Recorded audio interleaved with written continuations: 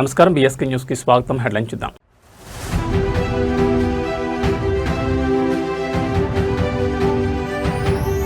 ఆంధ్రప్రదేశ్ ప్రభుత్వ ఆసుపత్రిలో సంజీవని విప్లవం, త్వరలోనే ఏఐ డాక్టర్ సేవలు.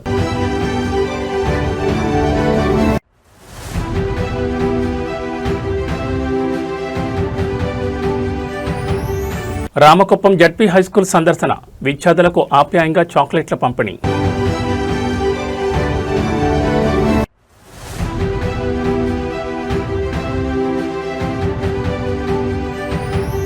కేసీఆర్ హాయంలో ఆల్మట్టిపై నోరు మెదపలేదు, ఇప్పుడు కొత్త నాటకాలు ఆడుతున్నారంటూ విమర్శ.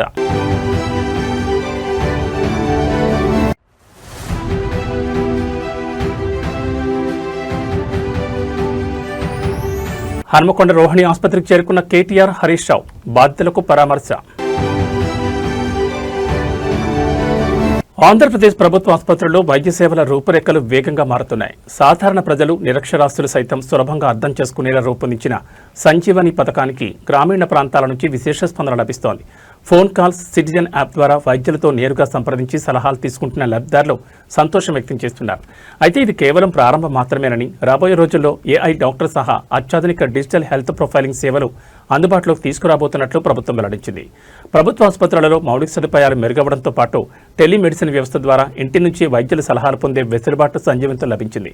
పెద్దగా చదువుకునే సామాన్యులు కూడా ఎంతో సులభంగా ఫోన్ ద్వారా డాక్టర్లను సంప్రదిస్తున్నారు.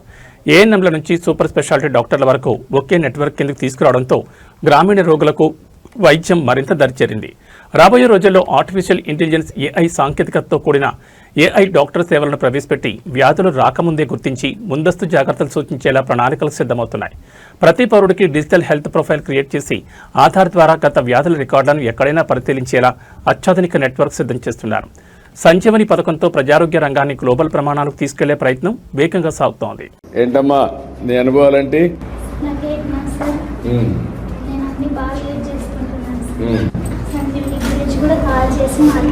నువ్వే చదువుకున్నావమ్మా? డిగ్రీ చేసే కాబట్టి ఈజీగా నువ్వే చదువుకున్నావమ్మా? చదువుకోలేదు, బాగానే నీకు అర్థమవుతా ఉంది. సంజీవని ఫోన్ చేయడం ఎన్ని నువ్వమ్మా? 10th class. బట్ ఫోన్ చేసుకోవడం, చూసుకోవడం, మెసేజ్లు అన్నీ. ఇప్పుడు దీంట్లో యోగా మీరు ఏమైనా ప్రాక్టీస్ చేస్తున్నారమ్మా? యోగా కానీ చేస్తున్నావమ్మా? నువ్వు కూడా చేసావమ్మా? నువ్వు చేస్తున్నావమ్మా? చిన్న చిన్న యోగాసనాలు ఇవన్నీ కూడా చేసుకోవడం. ఇప్పుడు సి సెక్షన్ కాకుండా నేచురల్ ప్రాసెస్లోనే రావాలి. మీ భర్త కూడా ఇంట్రెస్ట్ తీసుకుంటున్నాడా? లేదంటే అందరినీ కట్టేసి పెట్టాలా? ఎందుకండి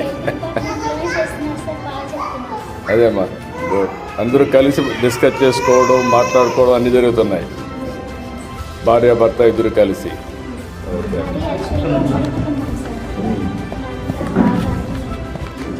మీ కుటుంబంలో ఎవరు ఉంటారమ్మా? ఓకే, మీరు ఎంతమంది కుటుంబంలో? 26 మంది ఉన్నారు. వెరీ నైస్ అమ్మా, చాలా పెద్ద కుటుంబం అదే. అందరూ కలిసి ఒకటిగా ఉంటారా? ఒకే కిచెన్. ఓకే అమ్మా, మీరు ఎంతమంది అమ్మా మీ కుటుంబంలో? మీ ఇద్దరైనా భార్య భర్తనా? అందరూ కలిసి ఉన్నారా? ఎంతమంది మీరు మొత్తం? 13 మంది కలిసి ఉన్నారా? Very nice. కొత్తగా ఇంటి ఉన్నాయి ఇవన్నీ. నేను ఇప్పుడు ఎక్కడా లేరు. నువ్వమ్మా? మీరు ఎంతమంది అమ్మా? 5 మంది కలిసి ఉన్నారు. చాలా సంతోషము మీరు చూసినప్పుడు. కొత్త అనుభూతి నాకు. నేను కూడా పెద్ద కుటుంబాలు ఉండాలని, పెద్ద కుటుంబాలని నేను కూడా ప్రోత్సహించాలని, అదే మరి టెక్నాలజీ బాగా ఉపయోగించారు మీరు. సంజీవిని బిగినింగ్ మాత్రం దీని రాష్ట్రం అంతా కూడా స్కేలప్ చేస్తాం. ఏ సమస్య వచ్చినా ఒక ఏఐ డాక్టర్ని పెడతాం, ఫిజికల్ డాక్టర్ని పెడతాం. మీరు కన్సల్టేషన్స్ అన్నీ కూడా ఆన్లైన్, ఫిజికల్గా కూడా చేసుకోవచ్చు. చాలా సంతోషం మిమ్మల్ని కలవడం. మనస్ఫూర్తిగా అభినందనలు, ధన్యవాదాలు. కుప్పం నియోజకవర్గ పర్యటనలో భాగంగా నారా భువనేశ్వరి విద్యార్థులు స్థానిక ప్రజలతో ఆత్మీయంగా గడిపారు. రామకుప్పం మండలం విజిలాపురం గ్రామంలోని జడ్పీ హైస్కూల్ను సందర్శించిన ఆమె అక్కడి విద్యార్థులను ఆప్యాయంగా పలకరించారు. స్కూల్లో మౌలిక వసతులు, చదువుకునే తీరుపై విద్యార్థులతో ప్రత్యేకంగా ముచ్చటించారు. పాఠశాలకు వచ్చిన నారా భువనేశ్వర్కి విద్యార్థులు, ఉపాధ్యాయులు ఘనస్వాగతం పలికారు. క్లాస్ రూమ్లోకి వెళ్ళిన ఆమె పిల్లలు ఎలా చదువుకుంటున్నారు, మధ్యాహ్న భోజనం నాణ్యత ఎలా ఉందనే విషయాలను అడిగి తెలుసుకున్నారు. బాగా చదువుకుని ఉన్నత శిఖరాలను అధిరోహించాలని ఆకాంక్షిస్తూ విద్యార్థులకు స్వయంగా చాక్లెట్లను పంపిణీ చేసి వారిలో ఉత్సాహం నింపారు. అనంతరం కుప్పం నియోజకవర్గం శాంతిపురంలోని తన నివాసంలో ప్రజలను కలిసి వారి సమస్యలను అడిగి తెలుసుకున్నారు. నియోజకవర్గంలోని పలు గ్రామాల నుంచి తరలివచ్చిన ప్రజలు తమ వ్యక్తిగత ప్రాంతీయ సమస్యలపై అందించిన వినతి పత్రాలను భువనేశ్వరి స్వీకరించారు. సమస్యలన్నింటినీ ప్రభుత్వం దృష్టికి తీసుకువెళ్లి పరిష్కారమయ్యేలా కృషి చేస్తానని వారికి హామీ ఇచ్చారు. నారా భువనేశ్వరి పర్యటనతో రామకుప్పం, శాంతిపురం ప్రాంతాల్లో పండగ వాతావరణం నెలకొంది.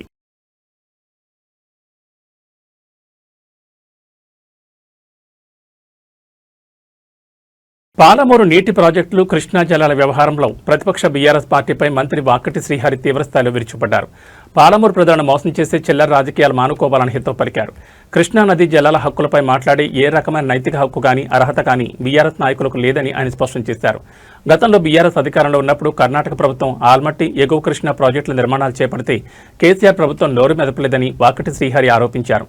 నాడు తెలంగాణ ప్రయోజనాలను పణంగా పెట్టి కంటితుడుపు చర్యలతో కాలం గడిపిన గులాబీ నేతలు ఇప్పుడు అధికారంలో లేకపోయేసరికి కొత్త నాటకాలకు తెరలేపుతున్నారని మండిపడ్డారు. కృష్ణా జిల్లాలో తెలంగాణ వాటాను సాధించేందుకు పాలమూరు ఎత్తిపోతల ప్రాజెక్టును వేగవంతం చేసేందుకు ముఖ్యమంత్రి రేవంత్ రెడ్డి స్వయంగా చొరవ తీసుకుని కర్ణాటక ప్రభుత్వంతో చర్చలు జరిపారని మంత్రి తెలిపారు. ఉమ్మడి మహబూబ్నగర్ జిల్లాకు నీటి సమస్య లేకుండా శాశ్వత పరిష్కారం చూపడమే కాంగ్రెస్ ప్రభుత్వ ఏకైక లక్ష్యమని వివరించారు.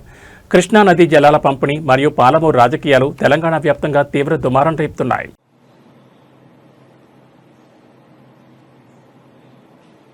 మీడియా మిత్రులు నమస్కారం.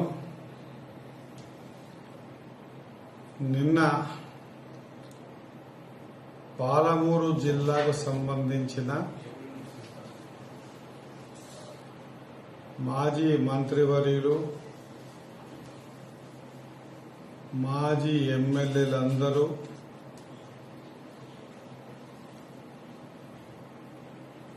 కర్ణాటకలో ఉన్నటువంటి గూడూరు దగ్గరికి వెళ్లి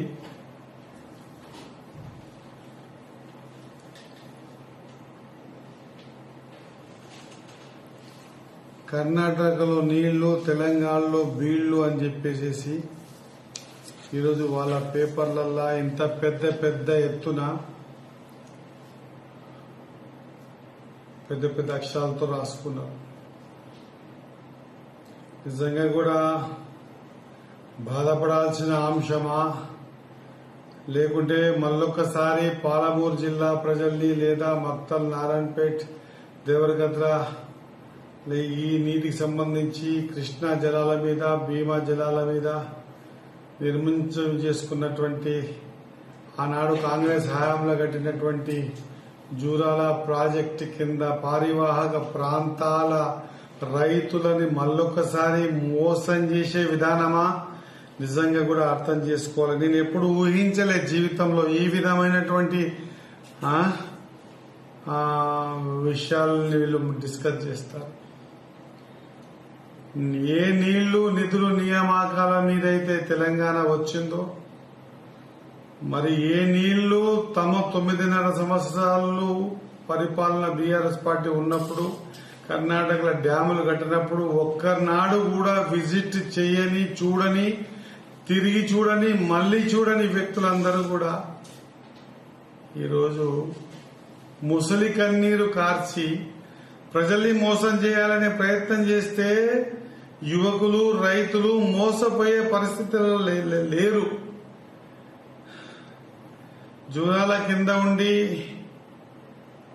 పాలమూరు రంగారెడ్డి విషయంలో మోసమే జరిగాయి. ఈరోజు భీమా మీద వచ్చే ఫ్లో మీద కర్ణాటక నుంచి వస్తున్నటువంటి ఆల్మట్టి, నారాయణపేట్ డ్యామ్ మీద వచ్చే ఫ్లో మీద కర్ణాటక బార్డర్ కించి జూరాల పడేంత వరకు 56 కిలోమీటర్ల వరకు ఒక బ్యారేజ్ కమ్ బ్రిడ్జ్ నిర్మాణం అన్న చేసుకుందామనే సోయి కూడా రాలేదు గత 9.5 సంవత్సరాలలో. భీమా నది మీద కూడా గూడూరు నిన్న పోయొచ్చేది. ఆ గూడూరు మరి వారు నిర్మాణం చేసుకున్నప్పుడు 9.5 సంవత్సరాలు మీరే అధికారంలో ఉంటారు కదా. దాదాపు 18 పల్లెలు దాని కింద ఉన్నాయి, 2 మండలాలు ఉన్నాయి కదా. ఆ గూడూరుకించి మన భీమా సంగమం వరకు 2 బ్యారేజ్ కమ్ బ్రిడ్జులు చేసుకుందాము, రైతులకు నీళ్లు ఇద్దాము అనేటువంటి మినిమం సోయి కూడా ఎవరికి రాలే, ఆలోచనలు రాలే. ఈరోజు పచ్చ జెండాలు వేసుకుని ప్లకార్డులు పట్టుకుని పోతే ఎవరు నమ్మాలి మిమ్మల్ని? ఇంకా ఎంతవరకంటని మోసం చేస్తారు ప్రజల్ని. దాదాపు 8 నెలలకించి ఒక ప్రణాళిక ఏర్పాటు చేసి ఆ ప్రణాళిక బద్దంగా ఇరు రాష్ట్రాల్లో కాంగ్రెస్ పార్టీ ఉంది కాబట్టి 2 బ్యారేజ్ కమ్ బ్రిడ్జిలు భీమా మీద, 3 బ్యారేజ్ కమ్ బ్రిడ్జిలు కృష్ణా నది మీద కట్టుకోవడం వల్ల మన నీళ్లు మన నెత్తి మీద ఉంటే మీరు మనమంతా కూడా ఉమ్మడి పాలమూరు జిల్లాలో తాగునీటి ఎద్దడి అయినప్పుడు ప్రతిసారి 2 టీఎంసీల కోసం కర్ణాటకకి పోయి అడుక్కొని తెచ్చుకోవాల్సిన పరిస్థితి రానివ్వద్దనే ఉద్దేశంతోనే కదా ఈరోజు జూరాలో నీళ్లు నింపుకొని ఆ నుంచి రామన్పాడు వాటర్ ఇచ్చి పాలమూరుకి వాటర్ ఇచ్చే ప్రయత్నంలో భాగంగానే డిపిఆర్లు తయారు చేసినాం, కర్ణాటకని ఒప్పించినాం, ప్రియతమ ముఖ్యమంత్రి గారికి సబ్జెక్ట్ చెప్పి 2 హెలికాప్టర్ల ఒక డిపార్ట్మెంట్స్ ని, ఒక హెలికాప్టర్ల ముఖ్యమంత్రి గారిని, ఇరిగేషన్ శాఖ మంత్రి ఉత్తమ్ కుమార్ గారిని, మాజీ ఇరిగేషన్ శాఖ మంత్రి వర్యులు బోసురాజు గారిని. హనుమకొండలోని ప్రముఖ రోహిణి ఆసుపత్రికి బీఆర్ఎస్ వర్కింగ్ ప్రెసిడెంట్ కేటీఆర్, మాజీ మంత్రి తన్నీర్ హరీష్ రావుతో పాటు ఉమ్మడి వరంగల్ జిల్లాకు చెందిన పలువురు ముఖ్య బీఆర్ఎస్ నాయకులు చేరుకున్నారు. ఆసుపత్రిలో చికిత్స పొందుతున్న బాధితులను, పార్టీ నాయకులను పరామర్శించేందుకు వారు ప్రత్యేకంగా ఇక్కడికొచ్చారు. నేతల రాకతో రోహిణి ఆసుపత్రి ప్రాంగణంలో భారీగా బీఆర్ఎస్ శ్రేణులు, కార్యకర్తలు చేరుకోవడంతో కోలాహలం నెలకొంది. హైదరాబాద్ నుంచి ప్రత్యేక కాన్వాయ్లో హనుమకొండకు చేరుకున్న కేటీఆర్, హరీష్ రావులకు స్థానిక బీఆర్ఎస్ శ్రేణులు ఘనస్వాగతం పలికాయి. ఆసుపత్రికి చేరుకున్న వెంటనే నేరుగా ఐసీయూ, జనరల్ వార్డులకు వెళ్లిన నేతలు అక్కడ చికిత్స పొందుతున్న వారి ఆరోగ్య పరిస్థితిని డాక్టర్లను అడిగి తెలుసుకున్నారు. మెరుగైన వైద్యం అందించాలని, బాధితులకు మరియు వారి కుటుంబ సభ్యులకు పార్టీ అన్ని విధాలా అండగా ఉంటుందని భరోసా ఇచ్చారు. పరామర్శ అనంతరం ఆసుపత్రి వెలుపల మీడియాతో మాట్లాడిన బీఆర్ఎస్ అగ్రనేతలు ఘటనకు సంబంధించిన వివరాలను వెల్లడించారు. బాధితుల పట్ల వైద్యుల స్పందన, ప్రభుత్వ యంత్రాంగం తీసుకుంటున్న చర్యలపై తమ అభిప్రాయాలను పంచుకున్నారు. బాధితులకు తగిన న్యాయం మరియు సహాయం అందేలా పోరాడతామని ఈ సందర్భంగా కేటీఆర్, హరీష్ రావు స్పష్టం చేశారు. కేటీఆర్, హరీష్ రావు పర్యటనతో హనుమకొండ, రోహిణి ఆసుపత్రి పరిసరాల్లో మరియు ఉమ్మడి వరంగల్ జిల్లా వ్యాప్తంగా రాజకీయ వాతావరణం మరింత వేడెక్కింది.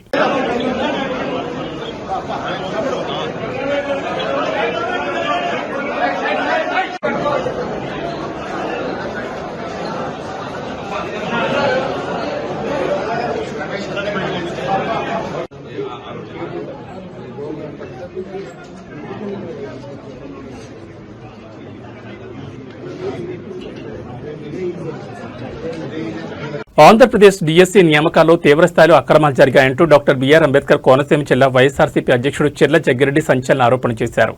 డీఎస్సీ స్పోర్ట్స్ కోటా నియామకాల్లో పరీక్ష కూడా రాయని వారికి ఉద్యోగాలు కట్టబెట్టారని విమర్శించారు.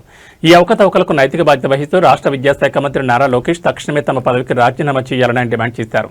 మీడియాతో మాట్లాడిన చెర్ల జగ్గిరెడ్డి కూటమి ప్రభుత్వంలో విద్యాశాఖ తీరుపై తీవ్రస్థాయిలో ధ్వజమెత్తారు. డీఎస్సీలో పరీక్ష రాయని, అర్హత లేని వ్యక్తులకు స్పోర్ట్స్ కోటా కింద ఉద్యోగాలు కేటాయించారని, ఈ భాగోతం బయటపడడంతో తప్పును కప్పిపుచ్చుకోవడానికి రాత్రికి రాత్రి జీవోలను మార్చేశారని ఆరోపించారు. అర్హులైన నిరుద్యోగ యువత భవిష్యత్తుతో ప్రభుత్వం ఆడుకుంటోందని మండిపడ్డారు. జాతీయ స్థాయిలో నీట్ పరీక్ష నిర్వహణలో వైఫల్యాలు ఎదురైనప్పుడు కేంద్ర విద్యాశాఖ మంత్రి ధర్మేంద్ర ప్రధాన్ స్పందించిన తీరును ఉదాహరణగా చూపిస్తూ ఇక డీఎస్సీ నియామకాల అక్రమాలకు బాధ్యత వహిస్తూ నారా లోకేష్ కూడా తప్పుకోవాలని జగ్గిరెడ్డి డిమాండ్ చేశారు. డీఎస్సీ నియామకాల్లో జరిగిన అక్రమాలపై నిష్పక్షపాత విచారణ జరిపించాలని, బాధితులకు న్యాయం చేయాలని స్పష్టం చేశారు. చెర్ల జగ్గిరెడ్డి చేసిన వ్యాఖ్యలతో ఏపీ విద్యాశాఖ మరియు డీఎస్సీ నియామకాలపై రాజకీయ వాతావరణం మరింత వేడెక్కింది. అందరికీ నమస్కారం.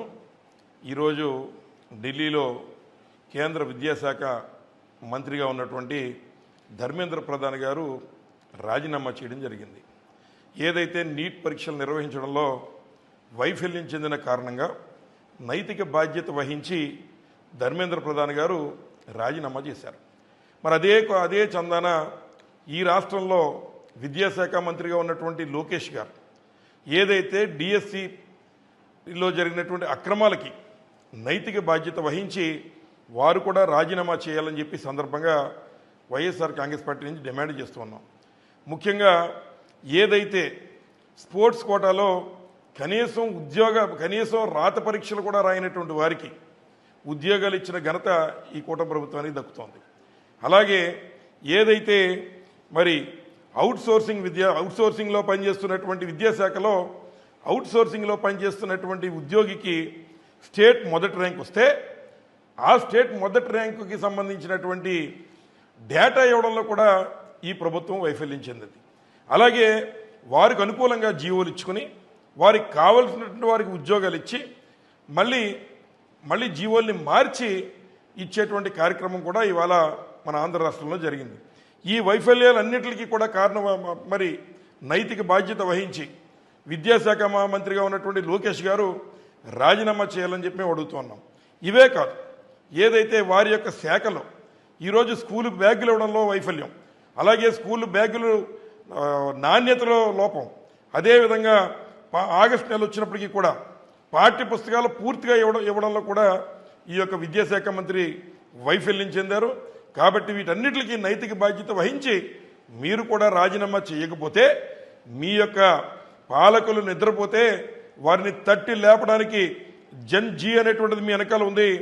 ఎలా అయితే కేంద్ర ప్రభుత్వంలో మరి ఉన్నటువంటి సిజేపీ పార్టీ ఇవాళ కేంద్ర ప్రభుత్వం యొక్క మెళ్ళ వంచి సాక్షాత్తు పార్లమెంటు ముందే మరి వారి డిమాండ్లు ఎలా అయితే మరి నెరవేర్చుకున్నారో అదే రకంగా ఈ రాష్ట్రంలో నారా లోకేష్ గారు తెలంగాణ ప్రజల ఆత్మను సంస్కృతిని ప్రతిబింబించే బోనాల మహోత్సవం హైదరాబాద్లోని ప్రజాభవన్లో అత్యంత వైభవంగా భక్తి శ్రద్ధలతో జరిగింది. ప్రజాభవన్ ఆవరణలోని నల్లపోచమ్మ అమ్మవారికి రాష్ట్ర ఉప ముఖ్యమంత్రి మల్లుపట్టి విక్రమార్క తన కుటుంబ సభ్యులతో కలిసి సంప్రదాయబద్ధంగా బోనం సమర్పించి ప్రత్యేక పూజలు నిర్వహించారు.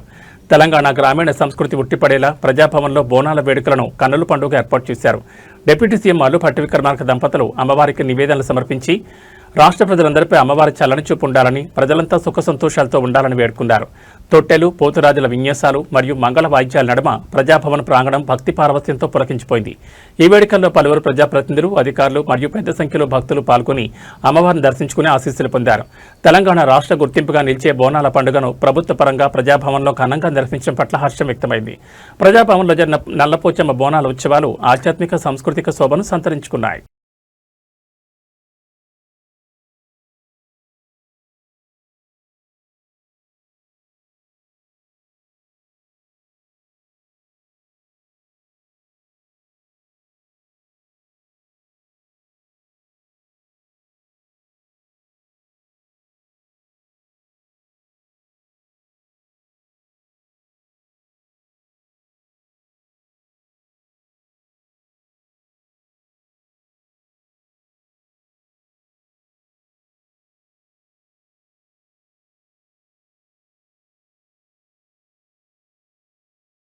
శ్రీ పొట్టి శ్రీరాములు నెల్లూరు జిల్లా సర్వేపల్లి నియోజకవర్గంలో తెలుగుదేశం పార్టీకి మరో భారీ షాక్ తగిలింది.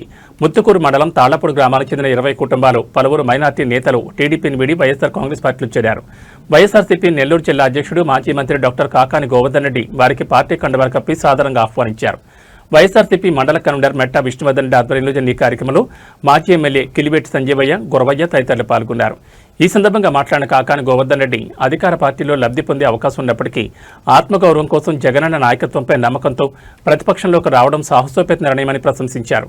కూటమి ప్రభుత్వం కేవలం కక్ష సాధింపు చర్యలకే పరిమితమైందని, ప్రజలకు కనీసం మంచినీరు కూడా ఇవ్వలేకపోతోందని కాకాని మండిపడ్డారు. తాగునీటి కోసం హైకోర్టును ఆశ్రయించాల్సి రావడం శోచనీయమన్నారు. ఇక కొత్తవారు రాక తమ పాత బూత్ ఏజెంట్లకే మళ్లీ కండువాలు కప్పుతూ టీడీపీ దిగజారుడు రాజకీయం చేస్తుందని ఎద్దేవా చేశారు. కష్టకాలంలో పార్టీకి అండగా నిలిచిన ప్రతి ఒక్కరికి గుండెల్లో పెట్టుకుని చూసుకుంటామని కాకాని స్పష్టం చేశారు.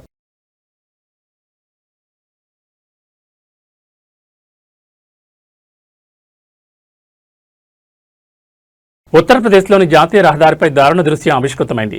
ఆగ్రా కాన్పూర్ నేషనల్ హైవేపై ఫిరోజాబాద్ సమీపంలో ఓ యువకుడు, యువతి కలిసి బైక్పై అత్యంత ప్రమాదకర రీతిలో స్టంట్లు చేస్తూ ప్రయాణికులను భయాందోళన గురిచేశారు. రాత్రి సమయం కావడంతో మితిమీరిన వేగంతో విన్యాసాలు చేస్తూ కనిపించిన ఈ జోడీ వీడియో సోషల్ మీడియాలో తీవ్ర దుమారం రేపుతోంది. జూలై 26 రాత్రి సుమారు 10 గంటల సమయంలో ఈ ఘటన చోటు చేసుకున్నట్లు తెలుస్తోంది.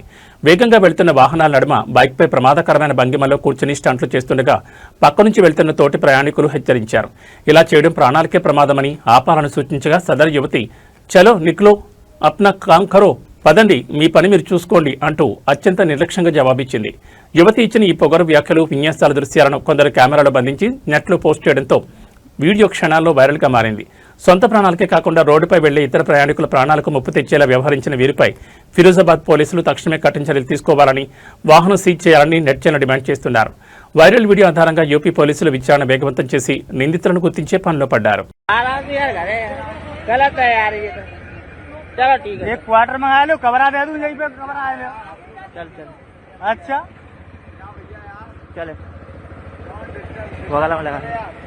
चलो ठीक है, कोई दिक्कत नहीं, कर तो रही है काम।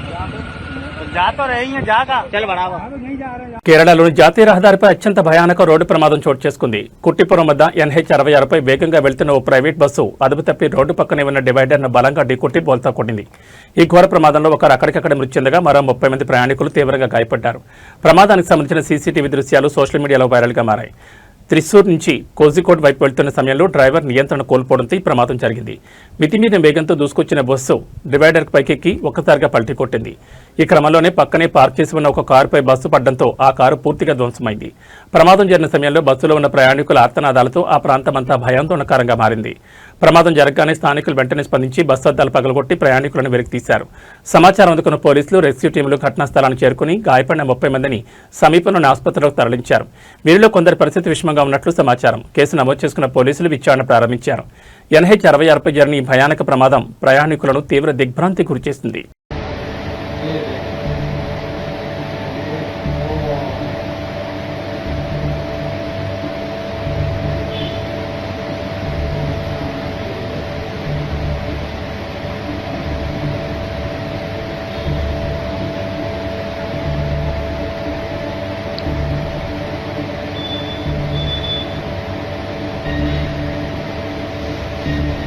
భారతీయ సినీ చరిత్రలోని అత్యంత ప్రతిష్టాత్మకంగా తెరకెక్కుతున్న చిత్రం రామాయణ. దంగల్ దర్శకుడు నితీష్ తివారీ మ్యాజిక్ డిజైన్ చేస్తున్న ఈ విజువల్ వండర్లో బాలీవుడ్ స్టార్ రణబీర్ కపూర్ శ్రీరాముడిగా, నేచురల్ బ్యూటీ సాయి పల్లవి సీతాదేవిగా నటిస్తున్నారు. ఎప్పుడెప్పుడా ఎదురు చూస్తున్న ఈ మోస్ట్ అవైటెడ్ ప్రాజెక్ట్ ట్రైలర్ విడుదలకు ముహూర్తం ఖరారైనట్లు ఇండస్ట్రీ వర్గాల్లో ప్రచారం జరుగుతోంది. సమాచారం ప్రకారం జూలై 29న ఈ సినిమా ట్రైలర్ను డిజిటల్ ప్లాట్ఫామ్లలో గ్రాండ్గా రిలీజ్ చేయనున్నట్టు తెలుస్తోంది. అంతటితో ఆగకుండా జూలై 30న ప్రపంచవ్యాప్తంగా రిలీజ్ కాబోతున్న Hollywood movie Spider Man brand new డేతో పాటు థియేటర్లో కూడా ఈ రామాయణ ట్రైలర్ను ప్రదర్శించేందుకు నిర్మాతలు ప్లాన్ చేస్తున్నట్లు సమాచారం. ఈ గ్రాండ్ విజువల్ వండర్లో రాకింగ్ స్టార్ ఎస్ రావణాసుడిగా నటిస్తుండడం ప్రాజెక్టుపై అంచనాలను ఆకాశానికి తీసుకెళ్లింది. అంతేకాకుండా శూర్పణఖ పాత్రలో రకుల్ ప్రీత్ సింగ్ అలరించనుంది. అత్యంత భారీ బడ్జెట్తో గ్లోబల్ విజువల్ స్టాండర్డ్స్తో రూపొందుతున్న ఈ సినిమా ఇండియన్ బాక్సాఫీస్ రికార్డులను తిరగరాయడం ఖాయంగా కనిపిస్తోంది. జూలై 29న రాబోతున్న రామాయణ విజువల్ వండర్ ప్రకంపనలు సృష్టించేందుకు సిద్ధమవుతోంది.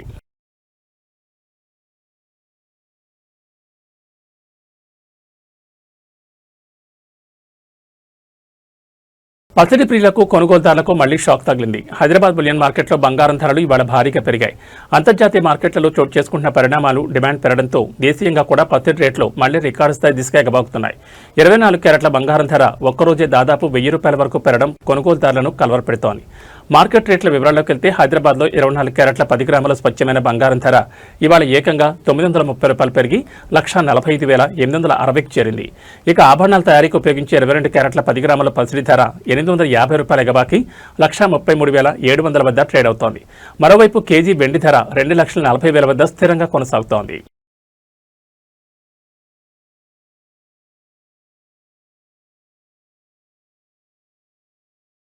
దేశీయ స్టాక్ మార్కెట్లలో వారం ప్రారంభంలోని ఇన్వెస్టర్లకు శుభవార్త అందింది. అంతర్జాతీయంగా ఇరాన్, అమెరికా మధ్య ఉద్రిక్తతలు తగ్గడం మార్కెట్లకు కొండంత బలాన్నిచ్చింది.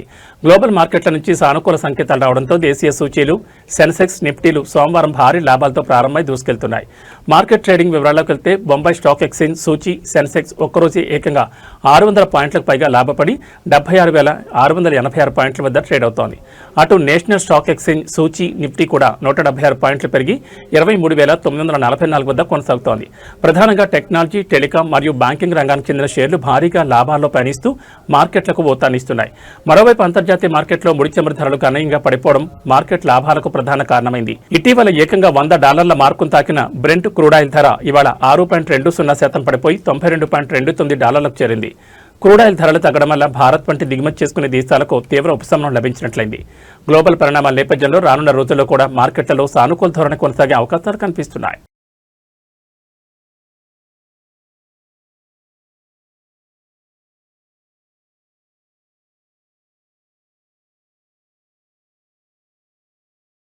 ఏవీ బులెటిన్ విశేషాలు. నమస్కారం.